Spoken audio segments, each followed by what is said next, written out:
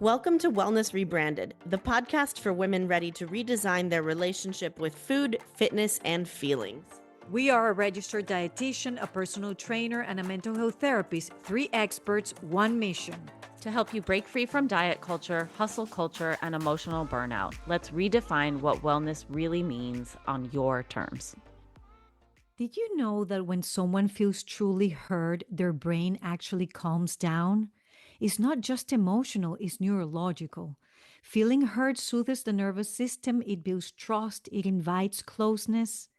And that's why I'm putting the final touches on a very special online training I'm leading on August 27th at 7 p.m. Eastern Time. It's all about how to truly listen in a way that builds connection, heals relationship, and makes people feel safe with you. I can't wait to share my listening recipe for just a group of 8 people, and one of those seats could be yours. So check the link in the show notes to register or visit thecoachingtherapist.com and go to workshops. See you then. What's up, guys? Today we are here with Mark Breedon. Mark is an online personal trainer who works with women to build their confidence by making them stronger than they ever thought they could be. Mark's mission is to change the focus of why we exercise. He wants to move away from training for the weight on the scale and using exercise for health, self-confidence, and feeling strong. Does that not sound familiar? I feel like that could be my bio, and definitely what we're all about here at Wellness Rebranded. So, Mark, thanks for joining us. We're thrilled to have you. Oh, no, thanks for having me. Of course. So, how did you get into like online personal training and what made you take a weight neutral approach to it? Yeah, so I would say what got me into online personal training, I remember when I first worked at a gym.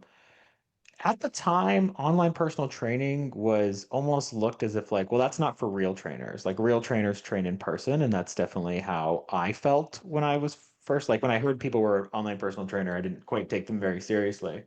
And then I had a friend who transitioned over to online personal training. And he kind of showed me like, oh wait, no, this is like an actual career path. You get to work with a lot of different people. You get to put out content that helps, hundreds or thousands of people.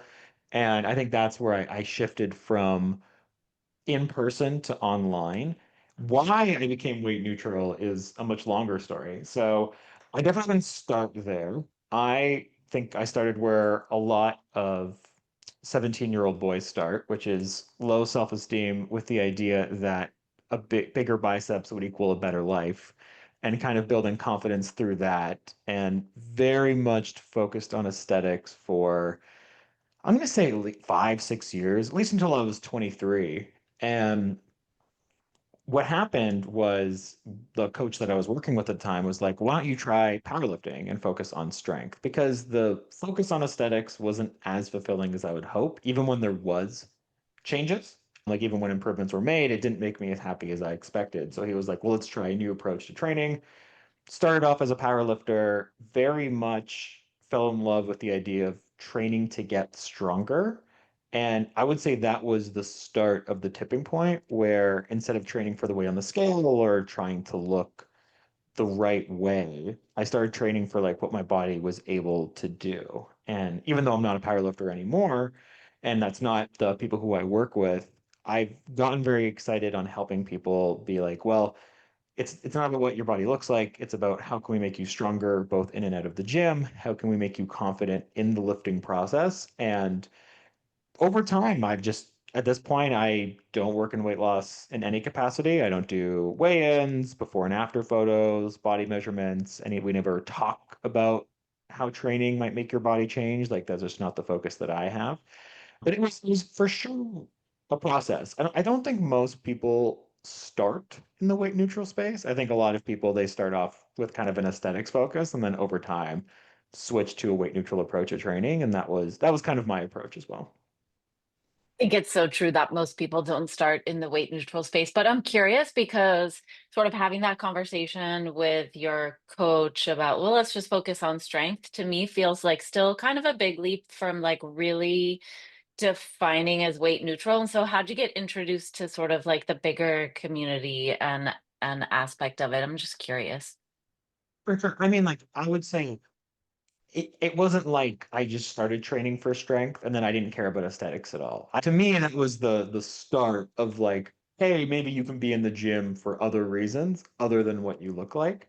That was kind of and then I would say I was kind of a mix for a bit. And then as time went on, I started focusing less on what it made me look like and started focusing on like getting bigger numbers or just seeing what my body could do in the gym in terms of like much more non-scale victories. So it was definitely a problem. It wasn't like one day it was like boom, weight neutral. Like that took some time. I kind of found the weight neutral community very indirectly, where I kind of came to the conclusions of being weight neutral on my own and then found the community later, I feel which like I I'm think is exactly that. I didn't know any like health at every size activists. I didn't know any body positivity people yet, anything like that. I was kind of just like, these are the things that I believed. And then I started working online and working with people, and I was like, oh, like there's a whole world of this. Like there's different, dietitians and therapists and trainers who are all in this space now. And I kind of happen to agree with a lot of their positions. And so that was kind of cool to jump online and be like, oh, I'm not the only one. Like, I'm not the weird. Because, especially in personal training, I'm sure as you guys have noticed, there's not a ton of weight neutral personal trainers yet. Other fields seem to have picked it up faster than we have. But I've been online for 6, 7 years now. I know maybe, I don't know, 10 weight neutral trainers, if that, like potentially less. It's still pretty rare to find. That's amazing to hear that crystallize that way. I mean, it's like, I know it's a small minority. Same with dietitians, although there's certainly more than that. But I almost love it even more that you kind of got there on your own and then found the community. That's pretty cool.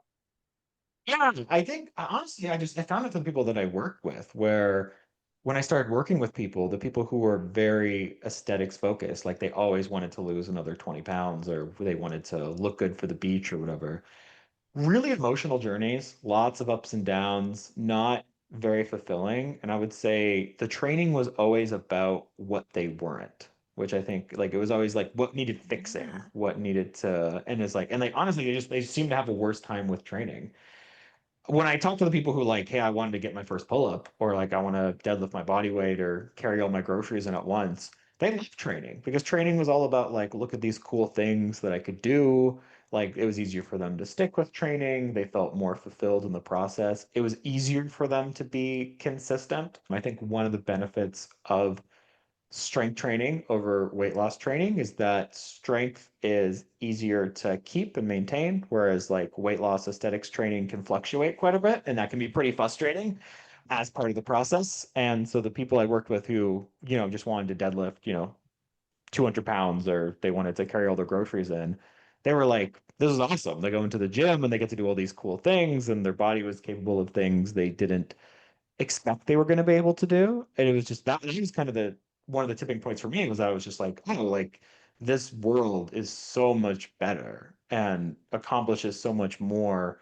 Where I feel like the weight loss aesthetic world promises a lot and ends up being like not as fulfilling than people would expect. I train this group of ladies that are all in their like late 70s, early 80s. And about maybe 2 or 3 months ago, a new member joined our little group. And we had some pretty wicked storms here last week. And she came into class on Monday and was like, Tara, this huge branch fell across my driveway and there was like no way on earth that we could like get out. And she was like, well, I feel pretty strong. Like maybe I'll just see if I can push it to the side. And she's like, girl, I just picked it up and pulled it off my driveway and out we went. And my husband was like shocked that I could have moved that huge tree all by myself. And I'm like, this is what it's about. Like being able to do the things in life that you want to do and be able to be strong enough to like handle things that come up like that. Like that's a huge motivator for me too. And it's underrated and it's less flashy on Instagram, but those are the stories that I like too, like being able to pick up your kids, carrying Yeah. all your groceries at once.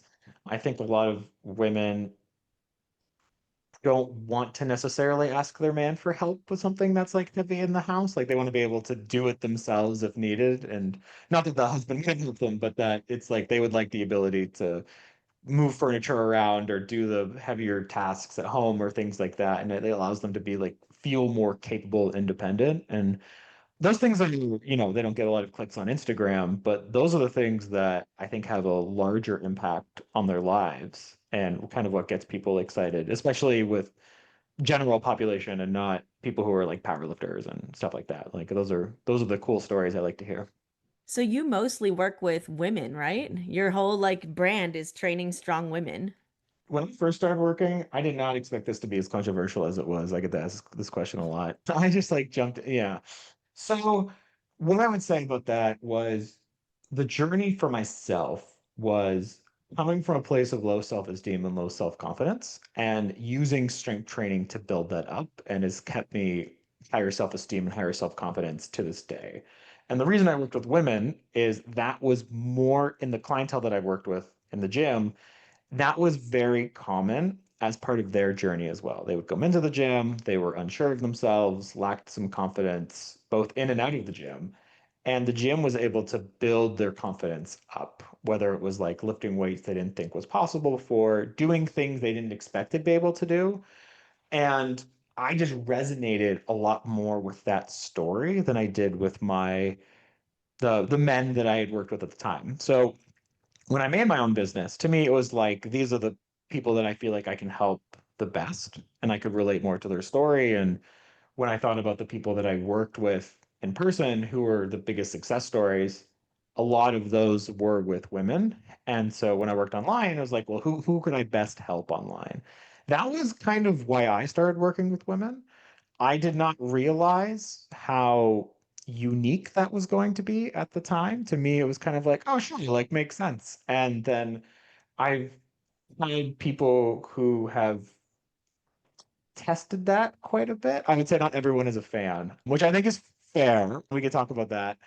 But I didn't that for me it was just the people I thought I could help the best. Like that was like the people like, if I'm gonna help somebody, like these are the people that I've worked with. Most people I work with are like moms who want to be strong for themselves or like women who didn't feel confident in the gym and then we helped them to feel confident in the gym and that had a whole bunch of other benefits and yeah, that's kind of how I got there. But it is the number one question I've gotten since I have started working online by far. So and I'm sure it will continue to be the number one question that I get in the future as well, I'm sure.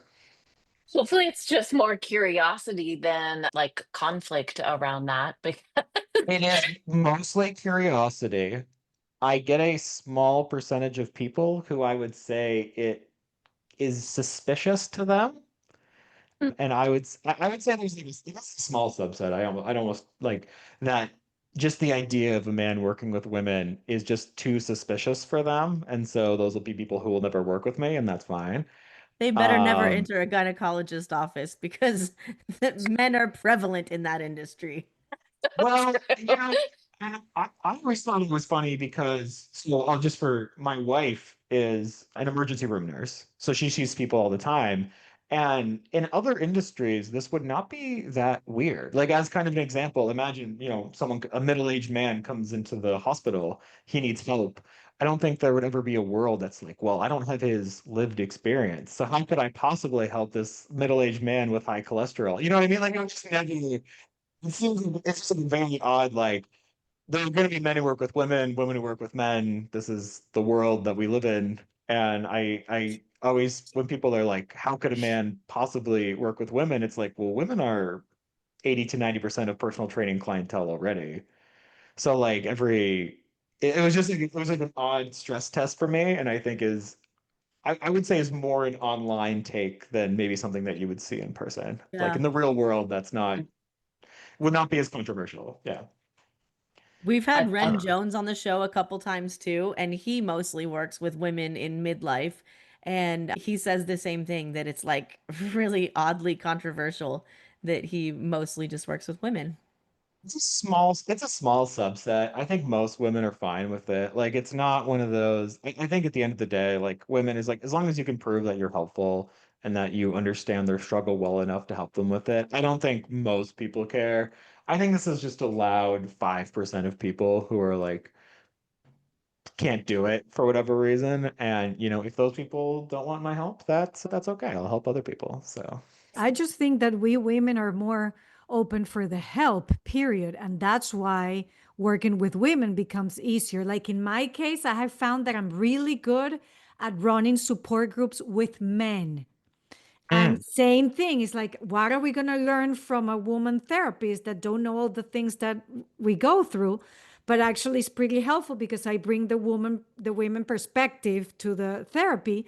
But men, in that case, usually don't ask for help. So when you were saying, well, women come with maybe wanting to work on their self-esteem and self-confidence, men deal with that too. They just don't talk about it, right? So they're not going to come to a trainer saying I want to lift weights too because it helps with my self-esteem because they don't see it. I mean, I'm not saying everybody, right? I'm not generalizing, but usually is there as well, but men just don't bring it up. They don't talk about that. yeah, I can see that. And I could see why men won't do that. And I think hopefully that's changing now. But I think there's a lot of men who feel like if they have a problem, they have to fix it on their own, or the idea of looking for help is weak, or like something that, like, you should be able to fix this solo. I think we're kind of seeing a change where more men are becoming open to therapy or more kind of help and things like that. But I definitely hear what you're saying, where men are much less likely to just ask for help in the first place, even when they desperately need it. So, Mark, what are some of the things that you think the fitness industry gets wrong? One of the problems with personal training in general is that if you become a personal trainer, it is because it is your life and you are obsessed around it for your own cause, and you don't relate well to the average individual. Where a lot of personal trainers want to be in the gym 5, 6 days a week for hours. They want to live the fitness lifestyle. And they always talk about discipline and willpower and things like that. But a lot of personal trainers just like it doesn't really require discipline. They like training. It's their life. All their friends are there. Like they don't have like it's their hobby. It's their career. Like of course they make time for it. But if I'm working with like a 45-year-old mom with 2 kids who runs a business, she just doesn't relate to that life at all. And she can't live the quote unquote fitness lifestyle. Like she wants very quality over quantity workouts. She can still benefit from training, but I think a lot of personal trainers don't relate to the average person well enough.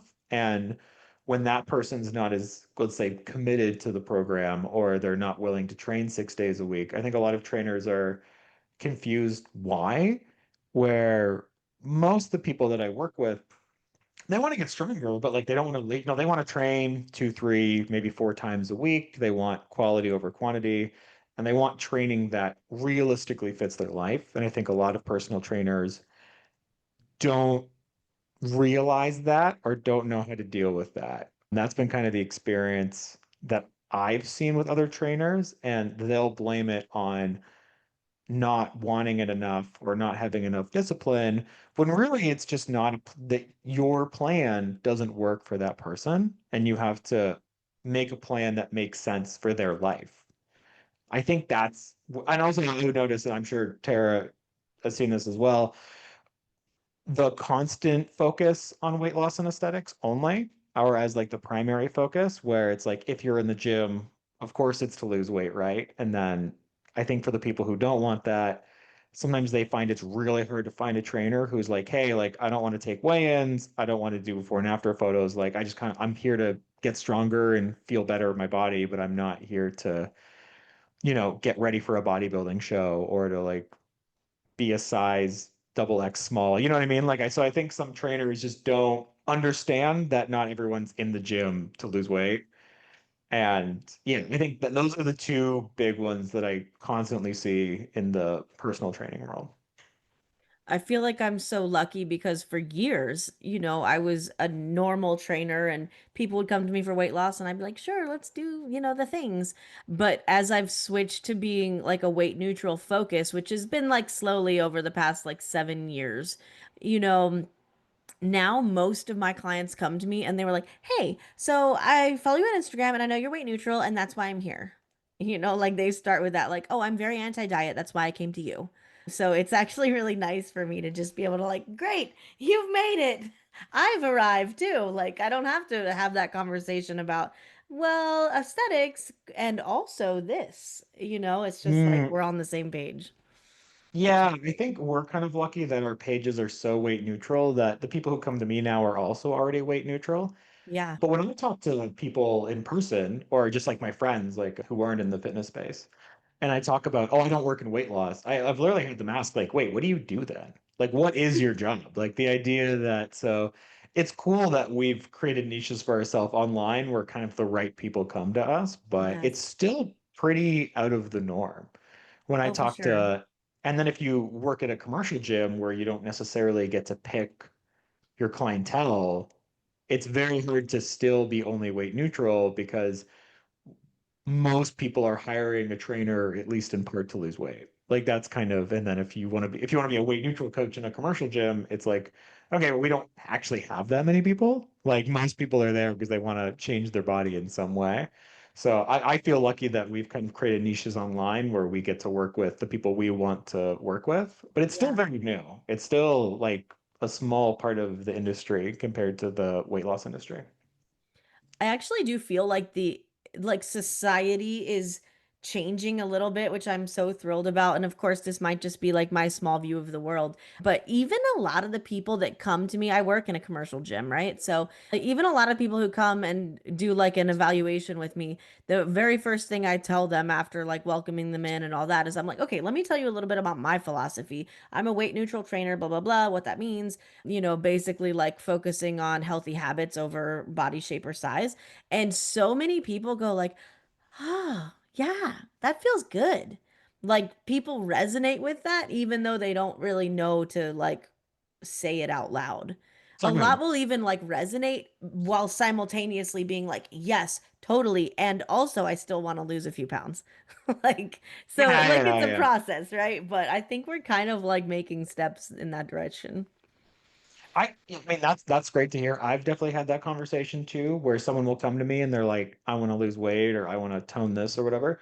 And then I'll explain my philosophy of training and they're like, oh, that sounds amazing. Let's do that. So I think for some people, they think that's the right answer to the question, but it's not necessarily the thing they want, or they want to build confidence and they thought the way to do that was to lose weight. And so when you learn there's another approach to building confidence, they're like almost excited for it.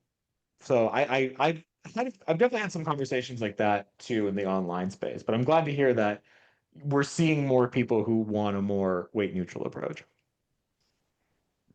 I think it's a hard concept. Well, first of all, I've also had those conversations where people are like, wait, but you don't work in weight loss and you're a dietitian. So, like, how does that work? Which I think Yeah. just speaks to how pervasive kind of weight centric views of health are.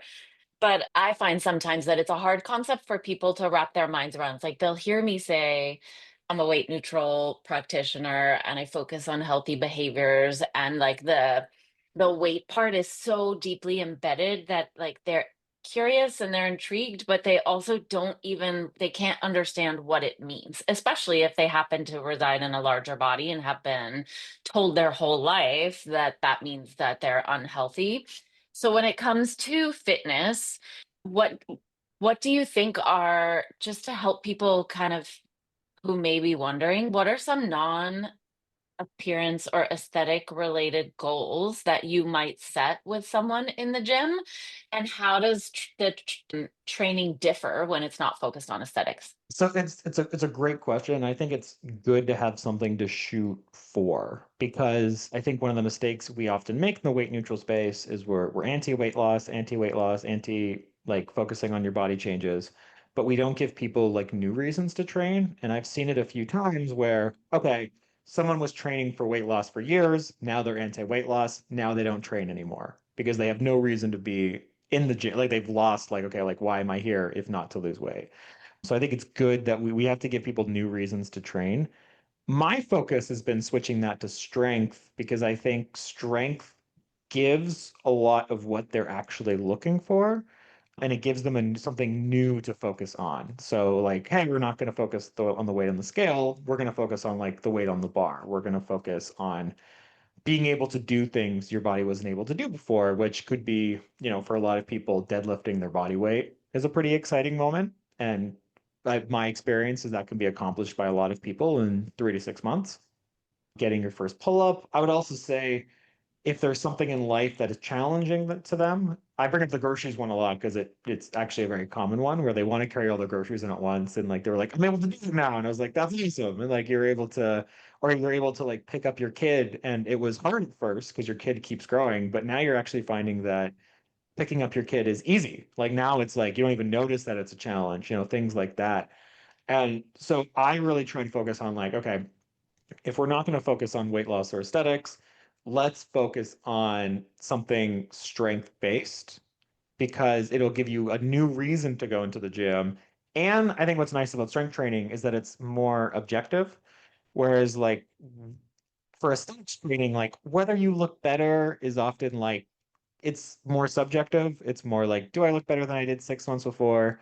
Maybe, maybe not. But objective is like, with strength training is, well, I was dumbbell rowing 10 pounds. Now I'm dumbbell rowing 40s. And it's like just as easy as before. And so you don't need me to tell you that you're doing a better job. Like you're often the one telling me like how much improvement you've made, which is cool to see.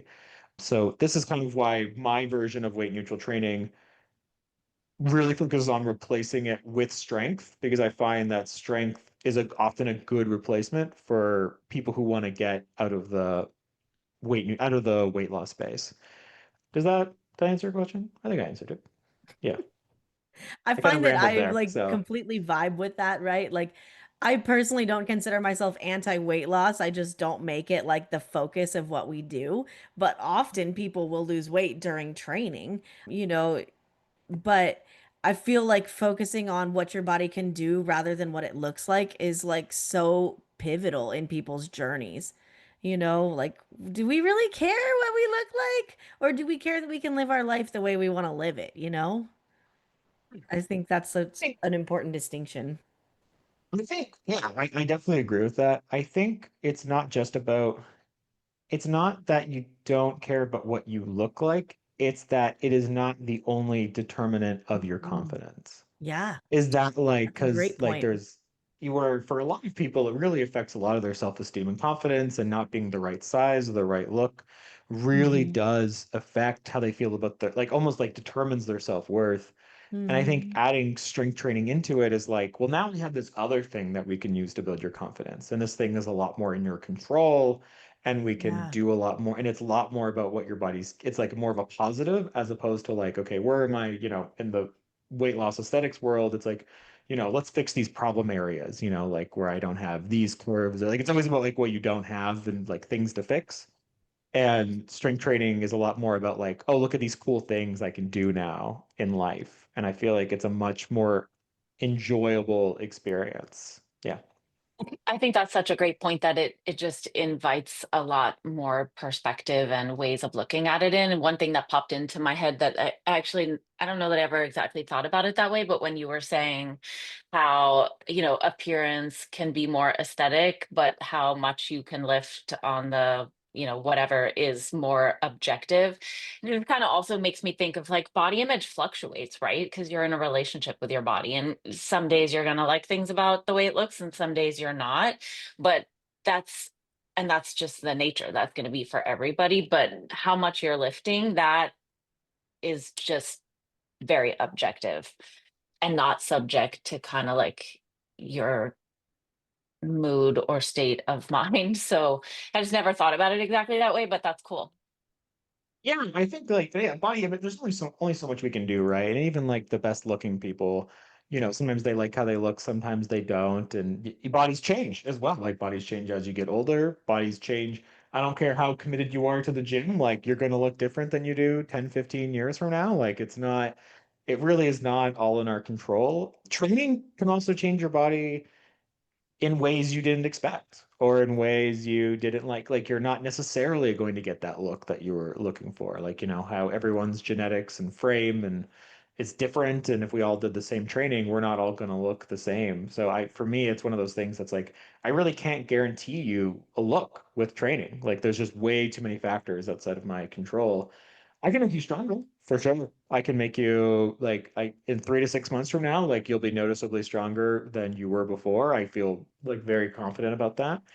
But I can't, unfortunately, I can't promise you that my training is going to make you look this way. That's just not, that's out of my control. That's out of their control. It's just, we can't, nothing we can do about it. So one of my like pet peeves talking about how like lifting weight on the bar is objective. One of my pet peeves is when someone in a larger body lifts like a shit ton of weight and then people go, "Oh, well, mass moves mass. Like they're just big, so it's easier for them." Do you have any hot takes in the fitness industry or pet peeves like that?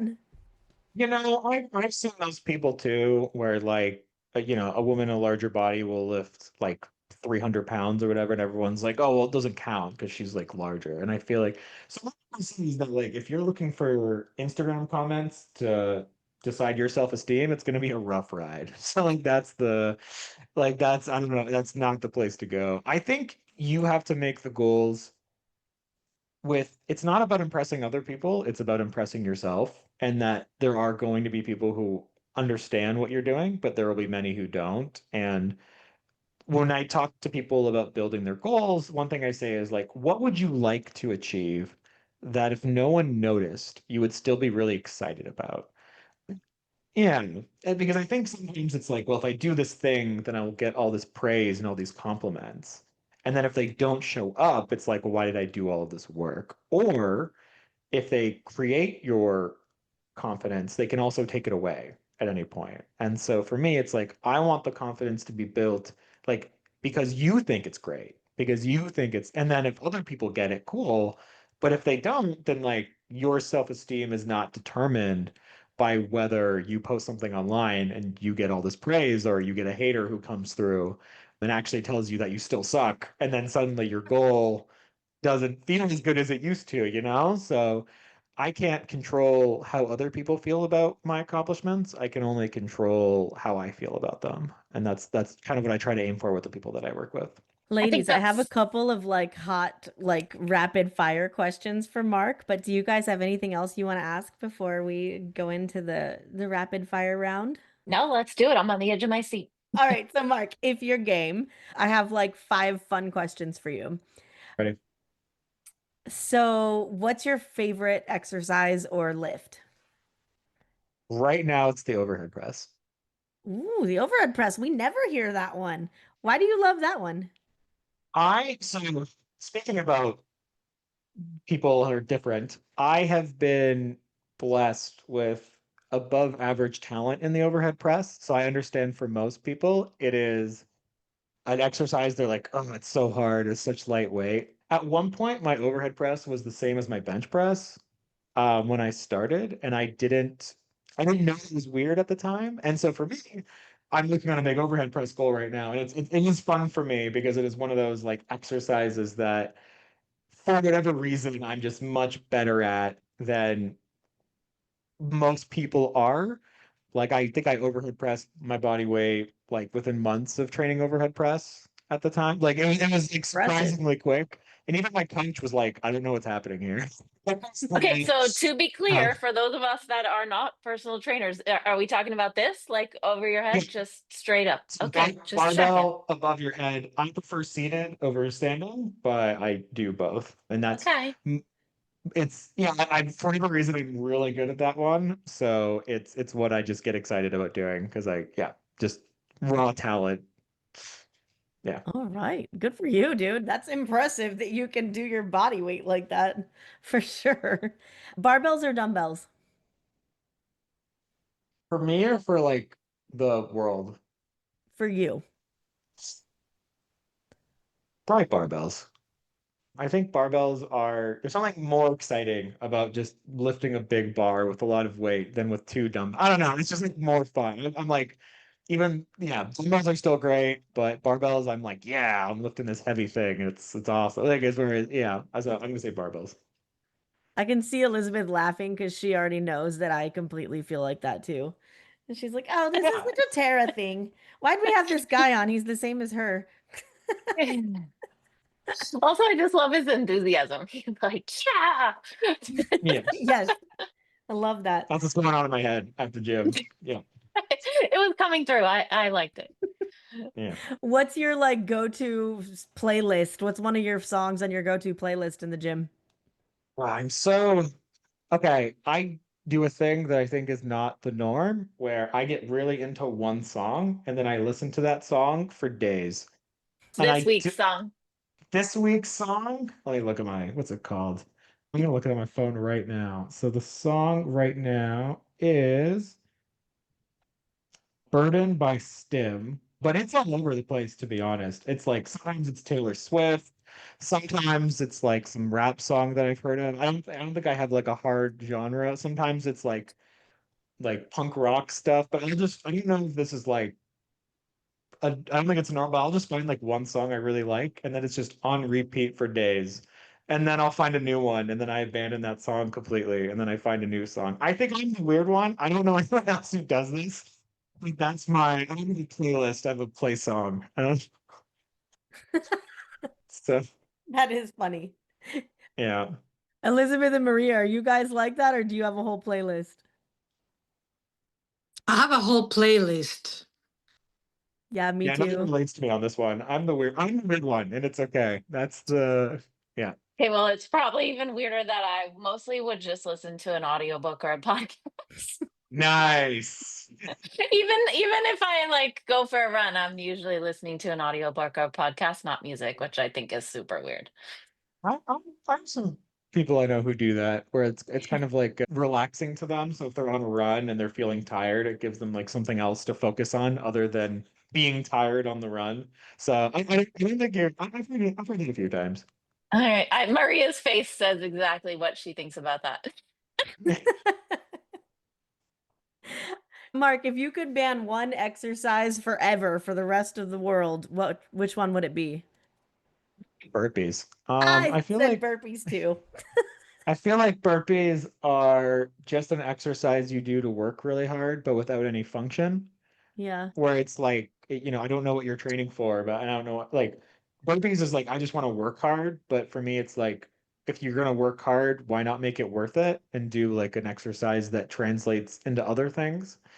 I feel like burpees are mostly used for punishment and not actually to accomplish goals. So the burpees I think are the one that I would, or anything with Bosu ball. I'm gonna be different than Tara. I think Bosu ball exercises are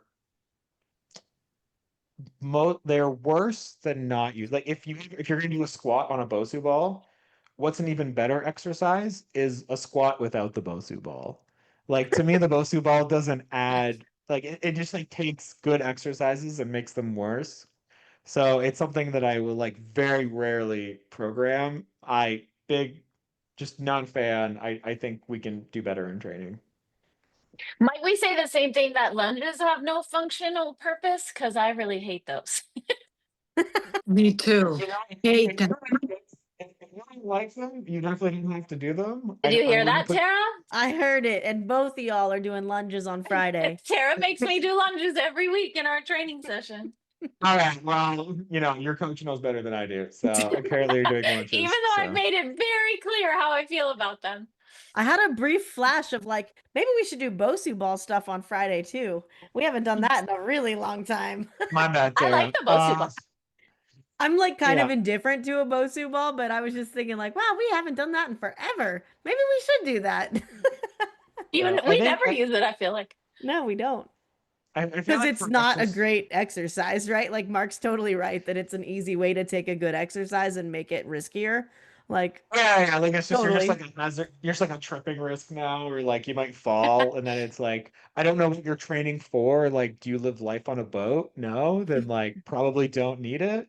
Right. I also Yeah. train Elizabeth virtually, so if she goes to fall, I just have to like watch it happen. Just like sucks to suck. Yeah. And then it's just like, yeah, I think for exercises my clients hate, but I feel like could be beneficial, I'll just make it like 2 sets. So that way it's like, okay, you don't like lunges? Fine. We'll do 2 sets. It'll be quick and then we'll move on with our life. and then go for. I find it's like an easier way to put in training that people don't like, but they'll still do New it. rule in our training session, Tara. Yeah, I was just gonna say, don't be getting any ideas, Elizabeth. I feel like I'm like fighting tennis training a little bit now. So, I feel like maybe one, I like your attitude better. Tara's like, too bad, they're good for you. Well, Elizabeth, I don't know if you know this, but Mark actually coaches people online. Anyway, like, not let's tennis. wrap it Yeah. up, guys. Mark, can you tell people where they can find you, where they can follow you? Yeah, so Instagram is going to be the big one. I'm on TikTok as well, but it's at Training Strong Women for both. And then I also have a podcast called the Badass Lifter Podcast, which I kind of go into more detail on, helping beginner lifters get started, what training looks like if we're not focusing on weight loss or aesthetics. I would say other places too, but I would say those are the big places. I'm on Threads mostly to debunk misinformation that I see on there. And yeah, those are the big places. Excellent. Well, thanks so much for coming on today, guys. I hope you enjoyed learning from Mark and you can feel his energy through the microphone. But until next time. Thank you, Mark. Thanks for having me. Thank you for listening. If you want to connect with me outside of this podcast, you can find me on Instagram at coaching_therapist. I'm Elizabeth. You can find me at Elizabeth Harris Nutrition or in my Facebook group, Health and Healing with Intuitive Eating. And I'm on Instagram and Facebook at Tara De Leon Fitness. Guys, if you loved this episode or any of our other episodes, we would love it if you would leave us a review on Apple Podcast. It really, really helps us get the non-diet word out to the rest of the world. So please leave us a review. Yes, thank you.